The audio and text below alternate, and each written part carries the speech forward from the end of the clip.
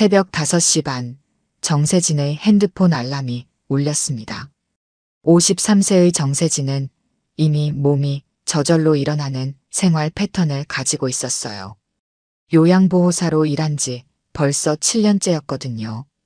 간단히 세수를 마치고 미리 준비해둔 도시락을 챙겨들었습니다.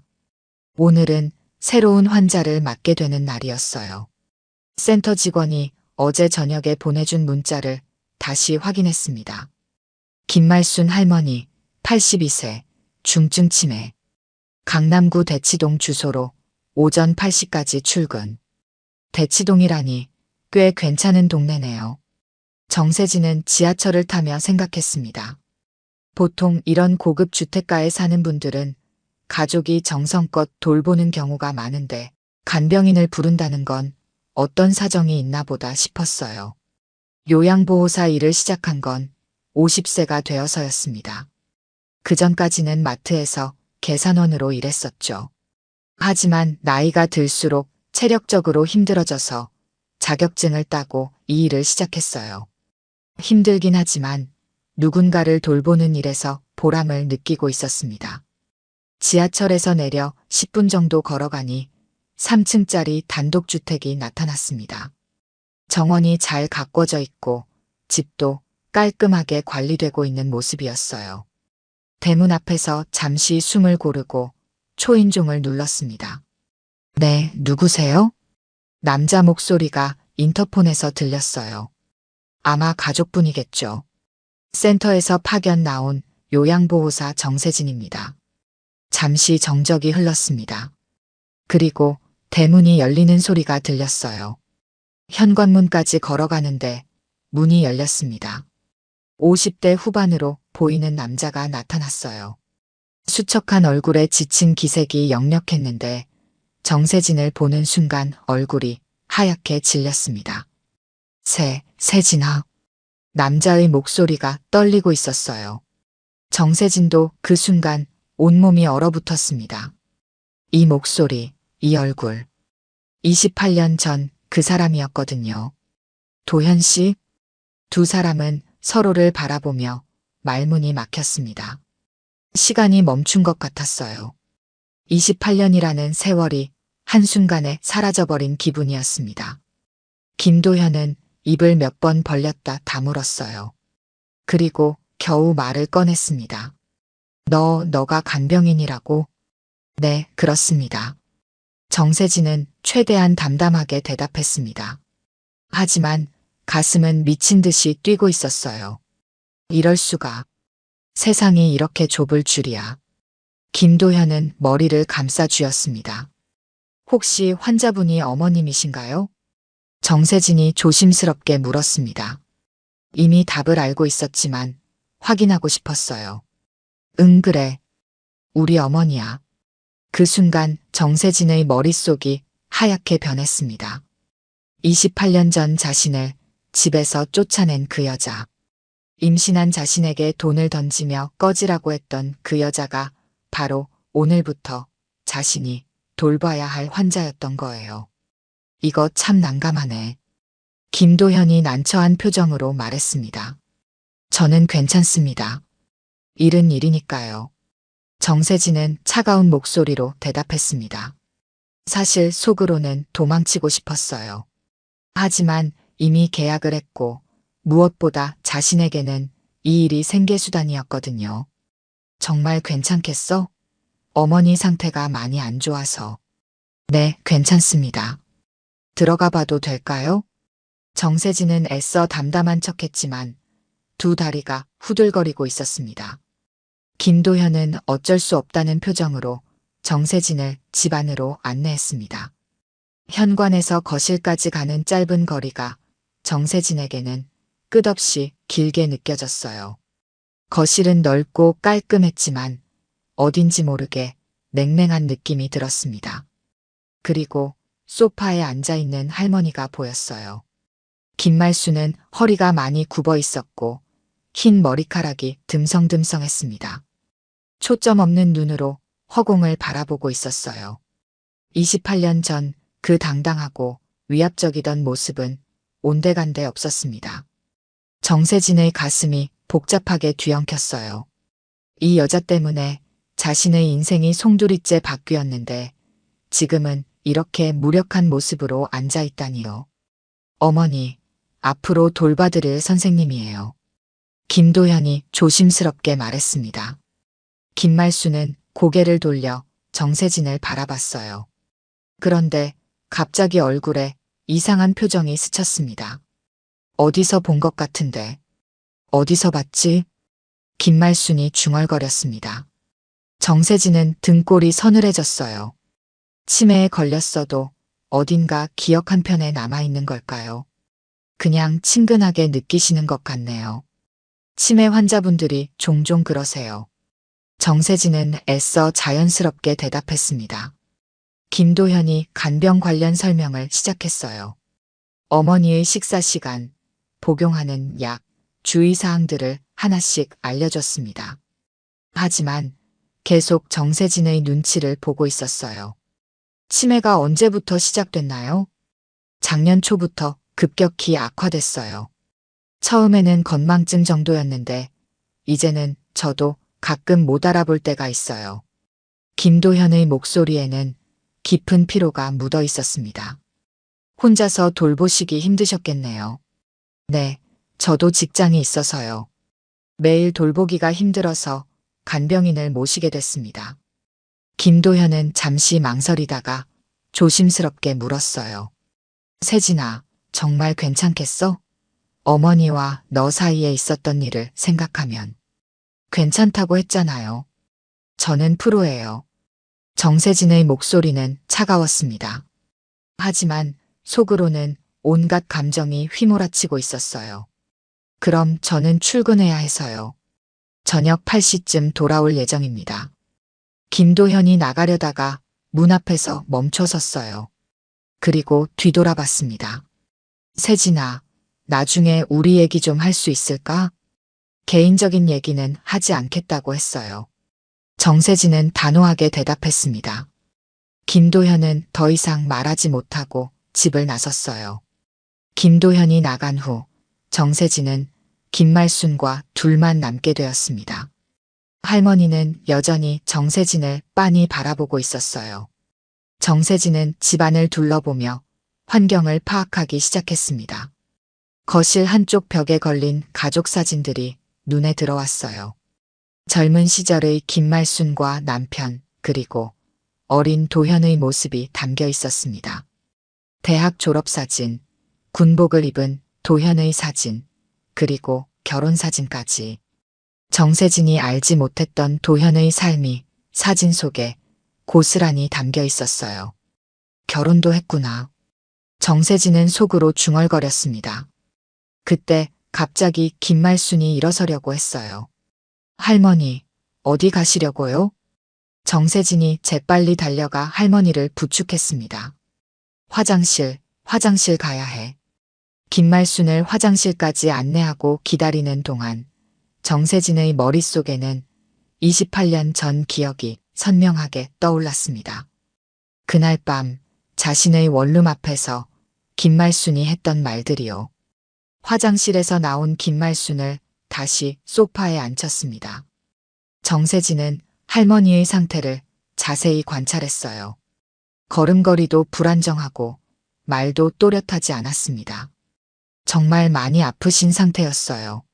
할머니, 점심시간까지 아직 시간이 있으니까 조금 쉬세요. 정세진이 부드럽게 말했습니다. 아무리 과거에 원한이 있어도 지금 눈앞의 김말순은 그저 아픈 할머니일 뿐이었거든요. 김말순은 소파에 기대어 앉아 있다가 갑자기 중얼거리기 시작했어요. 그 여자는 안 돼. 그 애는 못 낳게 해야 해. 정세진의 손이 떨렸습니다. 28년 전 자신에게 했던 말과 똑같았거든요. 우리 집시 망칠 순 없어. 그런 애들은 돈 주고 쫓아내야 해.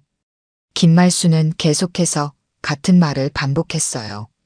치매 환자들이 과거 기억에 사로잡혀 같은 말을 되풀이하는 증상이었습니다. 정세진은 가슴이 칼로 베이는 듯한 고통을 느꼈어요. 하지만 표정은 변하지 않으려고 애썼습니다. 할머니, 지금은 2025년이에요. 그런 일은 다 지난 일이에요. 정세진이 조용히 말했지만 김말수는 들리지 않는 듯 계속 같은 말을 되풀이했어요. 도현이는 좋은 집 애랑 결혼해야 해. 그런 집안 출신이랑은 안 돼. 이번에는 정세진의 출신을 얕잡아 보는 말까지 나왔습니다. 정세진은 주먹을 꽉 쥐었어요. 28년이 지났는데도 이런 말을 들어야 하다니요. 점심시간이 되어 밥을 준비했습니다. 김도현이 미리 만들어둔 죽을 데워서 할머니 앞에 놓았어요. 할머니, 식사하세요. 김말수는 숟가락을 제대로 잡지 못했습니다. 정세진이 옆에서 도와드렸어요. 한 숟가락씩 떠서 입에 넣어드리면서도 마음은 복잡했습니다. 식사를 마친 후 김말수는 다시 소파에 앉아 있었어요. 그리고 또다시 같은 말을 반복하기 시작했습니다. 그 여자 배에서 당장 끄집어내. 우리 도현이한테는 안 어울려. 정세진은 더 이상 참을 수 없었어요. 화장실로 가서 찬물로 얼굴을 씻었습니다. 거울에 비친 자신의 얼굴이 창백해 보였어요. 진정해, 정세진. 그냥 치매 환자의 헛소리야. 자신에게 말하면서도 마음이 쉽게 진정되지 않았습니다. 오후 시간, 김말수는 잠시 졸았어요. 정세진은 그 틈에 집안을 정리했습니다. 설거지를 하고 바닥을 닦고 할머니 방도 정돈했어요.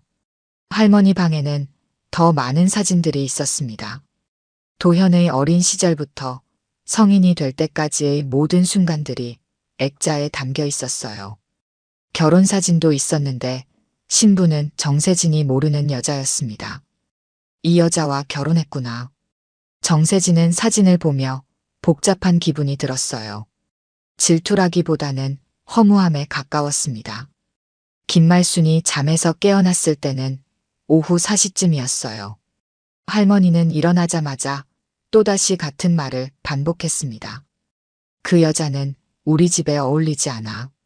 돈 줘서 쫓아내야 해. 정세진은 이제 어느 정도 익숙해졌어요. 그냥 치매 환자의 반복 증상일 뿐이라고 생각하려 했습니다. 하지만 김말순이 갑자기 정세진을 똑바로 바라보며 말했어요. 너 그 여자 아니야? 그때 그 여자 맞지? 정세진의 심장이 쿵 떨어졌습니다. 치매에 걸렸어도 자신을 기억하고 있는 걸까요? 아니면 그냥 착각일까요? 아니에요, 할머니. 저는 그냥 간병인이에요. 정세진은 애써 차분한 목소리로 대답했습니다. 하지만 김말수는 계속 의심스러운 눈으로 정세진을 바라봤어요. 김말순을 진정시킨 후 정세진은 거실 창가에 앉았습니다. 창밖으로 보이는 정원을 바라보면서 28년 전 기억이 생생하게 되살아났어요.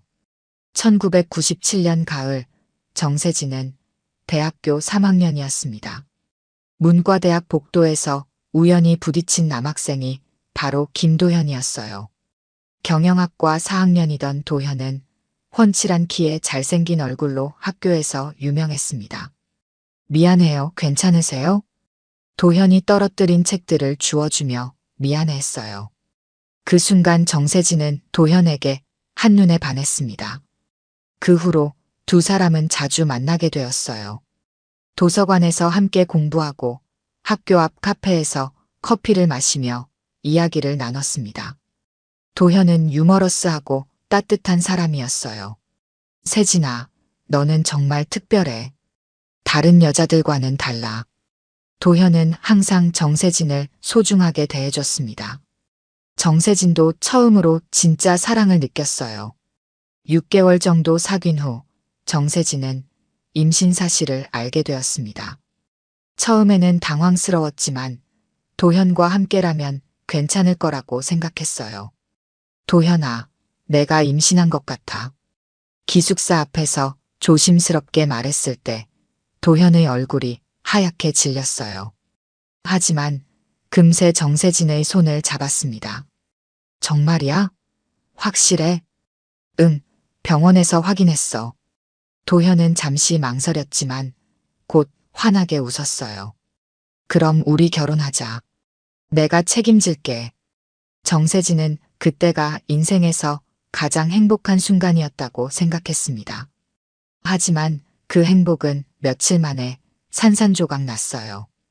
어느 날 저녁, 정세진의 원룸 앞에 고급 승용차가 서 있었습니다. 차에서 내린 여자는 단정한 옷차림에 위압적인 분위기를 풍기고 있었어요. 정세진 맞죠? 네, 그런데 누구세요? 김도현 어머니예요. 할 말이 있어서 왔어요. 김말수는 정세진의 원룸으로 들어왔습니다. 그리고 가방에서 봉투를 꺼내 탁자 위에 놓았어요. 그 배 당장 끄집어내세요.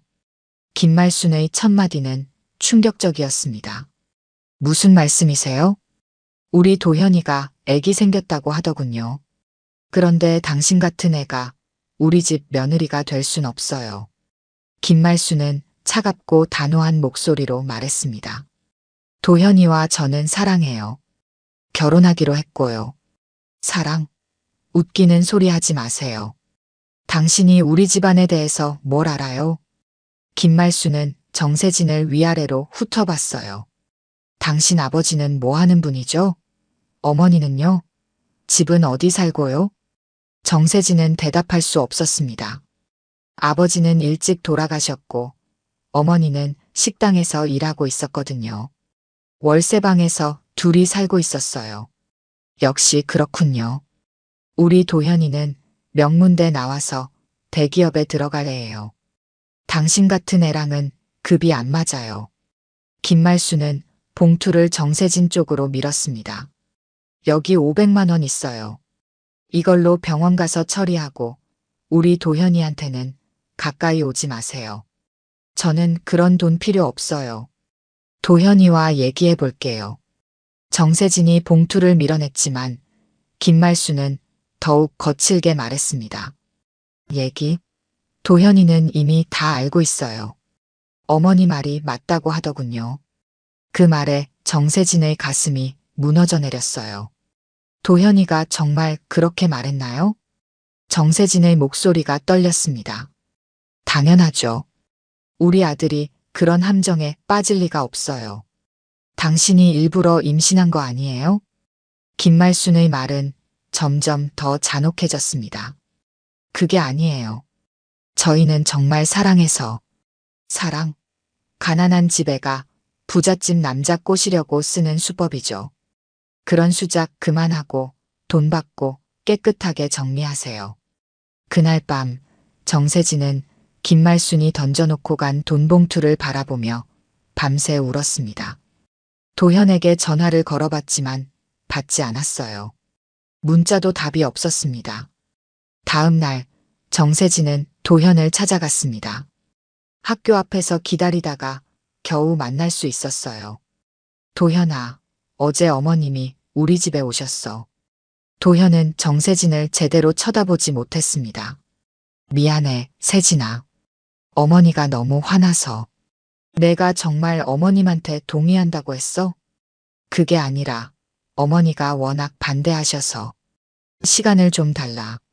하지만 도현의 목소리에는 확신이 없었어요. 정세진은 그 순간 모든 걸 깨달았습니다. 시간이 얼마나 필요해? 한 달, 두 달. 아기는 계속 자라고 있어. 세진아, 좀 더 기다려줘. 내가 어머니를 설득해 볼게. 하지만 그 후로 도현은 정세진을 피했습니다. 전화도 받지 않고 만나자고 해도 핑계만 댔어요. 일주일 후 정세진은 혼자 짐을 싸고 있었습니다. 더 이상 서울에 있을 이유가 없었거든요. 고향으로 내려가서 어머니와 상의해 보려고 했어요. 그런데 계단을 내려가다가 발을 헛디뎠습니다. 무거운 가방을 들고 있던 정세진은 그대로 계단 아래로 굴러떨어졌어요. 으악! 정세진이 비명을 지르며 쓰러졌을 때 하복부에서 찌릿한 통증이 느껴졌습니다. 그리고 다리 사이로 따뜻한 무언가가 흘러내렸어요. 병원 응급실에서 의사는 차가운 목소리로 말했습니다. 유산됐습니다. 임신 12주 차였는데 아기를 잃으셨어요. 정세진은 그 순간 세상이 무너지는 것을 느꼈습니다. 혼자서 병원비를 내고 혼자서 집으로 돌아갔어요. 도현에게 마지막으로 문자를 보냈습니다. 아기를 잃었어. 이제 걱정하지 마. 하지만 도현에게서는 끝내 답이 오지 않았습니다. 현재로 돌아온 정세진은 눈가가 촉촉해져 있었어요. 28년이 지났지만 그때의 아픔은 여전히 생생했습니다. 이때 대문이 열리는 소리가 들렸어요. 김도현이 돌아온 것 같았습니다. 시계를 보니 벌써 저녁 8시였네요. 어머니 어떠셨어요? 김도현이 들어오면서 조심스럽게 물었습니다. 별일 없었어요. 식사도 잘 드시고 낮잠도 주무셨고요. 정세진은 담담하게 대답했습니다. 김말순이 계속 28년 전 일을 중얼거렸다는 얘기는 하지 않았어요. 고생하셨어요. 내일도 와주실 수 있나요? 네, 물론이죠. 정세진이 집을 나서려는데 김도현이 뒤따라 나왔습니다. 세진아, 정말 미안해. 무슨 얘기예요? 28년 전 일 말이야. 내가 너무 어렸고 용기가 없었어. 김도현의 목소리에는 진심이 담겨 있었어요. 하지만 정세진은 차갑게 돌아섰습니다. 너무 늦었어요. 그리고 개인적인 얘기는 하지 않는다고 했잖아요. 세진아, 내일 아침에 뵐게요. 정세진은 더 이상 대화하지 않고 집을 나섰습니다. 버스 정류장까지 가는 길에 눈물이 흘러내렸어요. 28년 만에 다시 만난 그 집에서 첫날 근무를 마친 기분은 복잡하기 그지없었습니다. 다음 날 아침 정세진은 어제보다 30분 일찍 김말순의 집에 도착했습니다. 밤새 잠을 설쳤지만 일은 해야 했거든요. 김도현이 문을 열어줬어요. 어젯밤에 잠을 못 잔 듯 눈가에 다크서클이 짙었습니다. 일찍 오셨네요. 환자분 아침 식사 준비해드려야 해서요. 정세진은 사무적으로 대답하고 곧바로 집 안으로 들어갔습니다. 김말순은 소파에 앉아 멍하니 TV를 보고 있었어요. 아침 뉴스가 나오고 있었지만 할머니는 화면을 보는 둥 마는 둥 했습니다. 할머니, 안녕하세요. 아침 드실까요? 정세진이 다가가자 김말순이 고개를 돌렸어요. 그리고 어제와 똑같은 말을 시작했습니다. 그 여자는 안 돼. 그런 애들은 돈 주고 쫓아내야 해. 정세진은 이제 어느 정도 익숙해진 상태였어요. 아침 식사 준비를 하면서도 김말순의 중얼거림은 계속됐습니다. 우리 도현이는 좋은 집 애랑 결혼해야 해. 그런 집안 출신이랑은 안 돼. 김도현은 출근 준비를 하면서도 계속 어머니의 말을 듣고 있었어요. 표정이 점점 어두워졌습니다. 어머니, 그런 말씀 그만하세요. 김도현이 조심스럽게 말했지만 김말순은 듣지 않았어요. 그의 배에서 당장 끄집어내야 해. 우리 집시 망칠 순 없어. 정세진은 손에 들고 있던 숟가락을 놓았습니다. 아무리 치매 환자라고 해도 계속 이런 말을 들으니 참기 힘들었어요. 김도현이 정세진의 표정을 보고 급하게 어머니에게 다가갔습니다. 어머니, 이제 그런 일은 다 지난 일이에요. 진정하세요. 하지만 김말순은 더욱 흥분하기 시작했어요. 지난 일이라니. 그 여자가 또 나타났잖아. 여기 있잖아. 김말순이 정세진을 가리키며 소리를 질렀습니다. 정세진은 등골이 서늘해졌어요. 할머니, 저는 그냥 간병인이에요. 아니야. 너 그때 그 여자 맞아. 내가 돈 줬는데 왜 또 나타났어? 김말순이 일어서서 정세진에게 다가오려고 했습니다. 김도현이 급하게 어머니를 붙잡았어요. 어머니, 진정하세요. 잘못 생각하고 계세요. 놓아. 그 여자 쫓아내야 해. 또 우리 도현이 꼬시려고 온 거야. 김말순의 목소리가 점점 커졌습니다. 정세진은 더 이상 참을 수 없었어요. 할머니, 저는 28년 전 그 사람 맞아요. 정세진이 갑자기 말했습니다. 김도현이 깜짝 놀라며 정세진을 바라봤어요. 하지만 이제 저는 다른 사람이에요. 아무것도 바라지 않아요.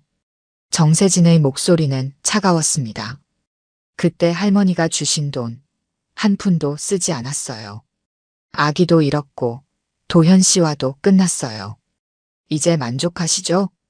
김말수는 정세진의 말을 듣고 잠시 조용해졌어요. 하지만 곧 다시 흥분하기 시작했습니다. 그럼 왜 또 왔어? 왜 우리 집에? 일이에요. 저는 간병인이고 할머니는 제가 돌봐야 할 환자일 뿐이에요. 정세진이 단호하게 말했습니다. 김도현은 어머니와 정세진 사이에서 어쩔 줄 몰랐어요. 그때 김말순이 갑자기 주저앉으며 울기 시작했습니다. 내가 잘못했나? 정말 잘못했나? 치매 환자의 감정 기복이 심해진 거였어요. 아까까지 화를 내던 김말순이 갑자기 슬퍼하기 시작했습니다. 그 아기는 어떻게 됐어? 괜찮아? 김말순이 정세진을 보며 물었습니다.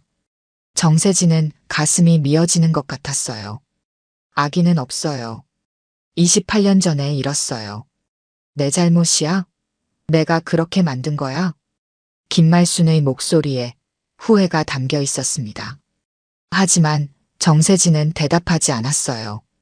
김도현이 어머니를 진정시킨 후 정세진에게 다가왔습니다. 세진아, 미안해.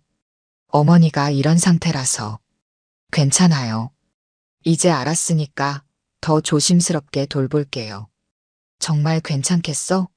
이런 일이 계속 반복될 텐데. 정세진은 잠시 생각했습니다. 솔직히 힘들었어요. 하지만 이 일을 그만둘 수는 없었습니다. 괜찮다고 했잖아요. 저는 프로니까요. 그 후 일주일 동안 정세진은 매일 김말순을 돌봤습니다. 할머니의 상태는 날마다 달랐어요. 어떤 날은 정세진을 전혀 알아보지 못했고 어떤 날은 28년 전 일을 생생하게 기억하며 같은 말을 반복했습니다. 김도현도 점점 지쳐 보였어요. 어머니의 치매가 악화되면서 밤에도 제대로 잠을 못 자는 날이 많아졌거든요. 세진아, 정말 고마워. 내가 아니었으면 어쩔 뻔했어. 김도현은 진심으로 고마워했지만 정세진은 여전히 차가운 태도를 유지했어요. 일이니까요. 어느 목요일 오후 평소와 다르게 김말순의 상태가 이상했습니다. 기침을 자주 했고 열도 있는 것 같았어요. 할머니, 괜찮으세요? 정세진이 이마에 손을 대보니 뜨거웠습니다. 체온을 재보니 38.5도였어요. 도현 씨한테 연락드려야겠어요. 정세진은 김도현에게 전화를 걸었습니다. 어머니 열이 나세요. 병원에 가봐야 할 것 같아요. 알겠어요. 지금 가고 있어요.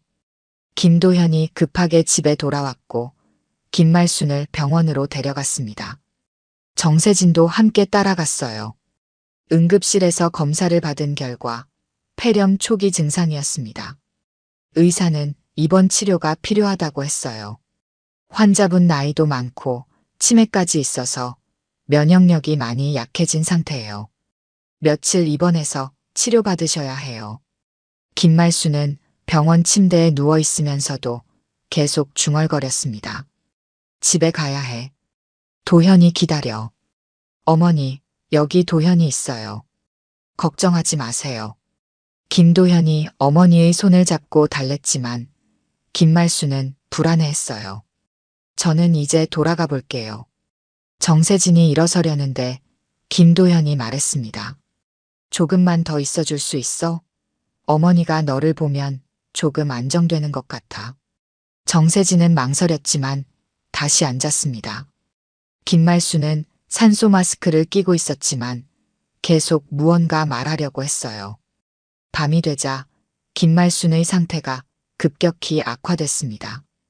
갑자기 호흡이 가빠지면서 의식이 흐려졌어요. 의사 선생님. 김도현이 급하게 간호사를 불렀습니다. 의료진이 몰려와서 응급처치를 했어요. 가족분들은 잠시 밖에서 기다려주세요. 정세진과 김도현은 복도로 나와서 기다렸습니다. 김도현은 벽에 기대어 서서 머리를 감싸 안았어요. 어머니가 돌아가시면 어쩌지? 김도현의 목소리가 떨렸습니다. 괜찮을 거예요. 정세진이 조용히 말했습니다. 아무리 과거에 원한이 있어도 지금의 김말수는 그저 아픈 할머니일 뿐이었거든요. 1시간 후 의사가 나왔습니다. 일단 안정됐어요. 하지만 상태가 좋지 않아서 언제 또 위험해질지 모르겠어요. 김도현과 정세진은 다시 병실로 들어갔습니다.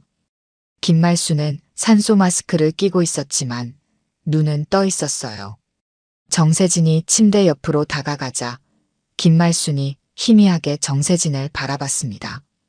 그리고 입을 움직이며 무언가 말하려고 했어요.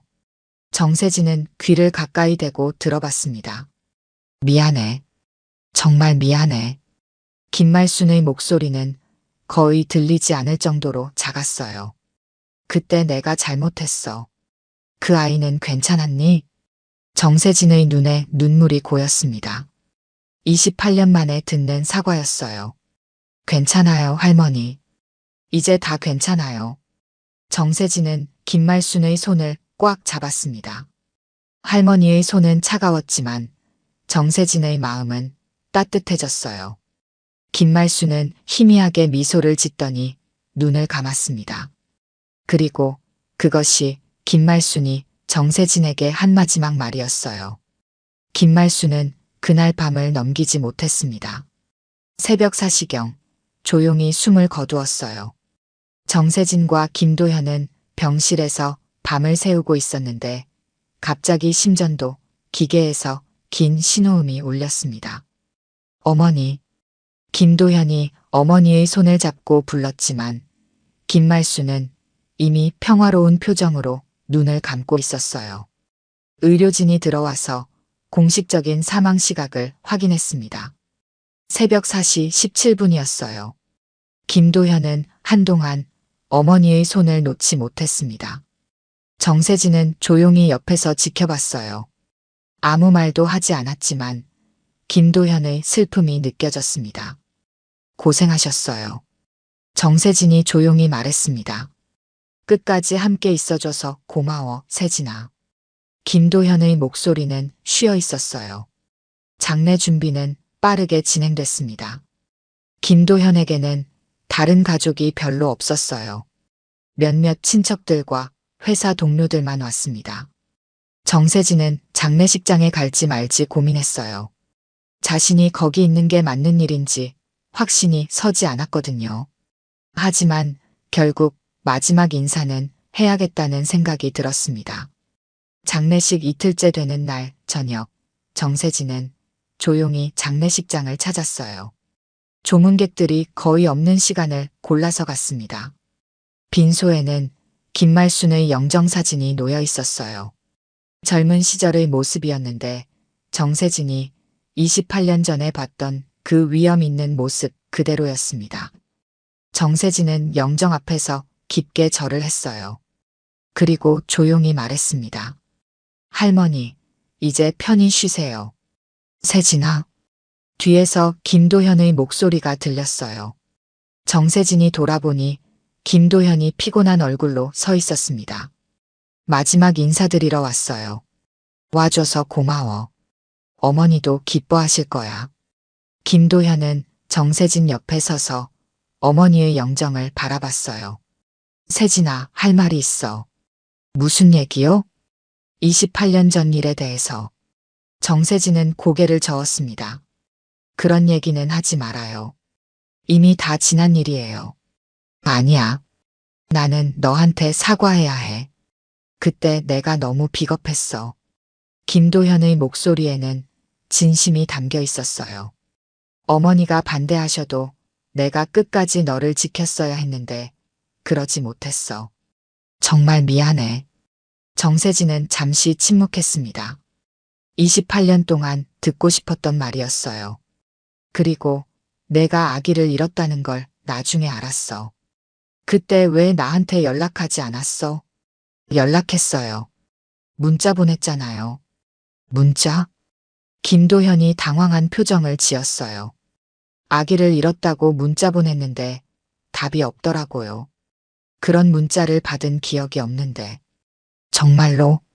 두 사람은 서로를 바라봤습니다. 어딘가에서 오해가 있었던 것 같았어요. 어쨌든 이제는 다 지난 일이에요. 정세진이 말했습니다. 세진아, 내가 어떻게 살았는지 궁금해. 결혼은 했어? 안 했어요. 혼자 살고 있어요. 아이들은? 없어요. 김도현의 표정이 어두워졌어요. 미안해. 내 때문에 너의 인생이 내 선택이었어요. 누구 탓도 아니에요. 정세진은 담담하게 대답했습니다. 나도 결혼했다가 이혼했어. 아이는 없고. 김도현도 자신의 이야기를 했어요. 왜요? 잘 안 됐어.